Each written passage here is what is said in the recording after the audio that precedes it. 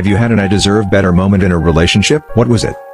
When I expressed concern over his drinking habits, he slapped me hard enough that he knocked me off the chair. I realized I did deserve better than an alcoholic. When I walked into my ex-boyfriend's house to surprise him on Valentine's Day to find my best friend prancing around half naked, he told me it was all my fault and proceeded to dump a full beer on my head while they both pointed and laughed at me. Yeah.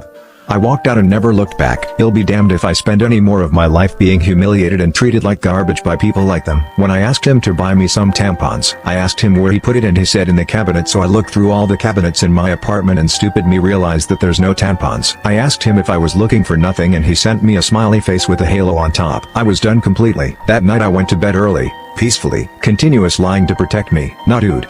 You lied to protect yourself because you knew I'd want to leave if I found out again. When he yelled at me for spilling water on his laptop, after I already profusely apologized and said I would buy him a new one if it were broken, it wasn't broken. Or when he didn't respond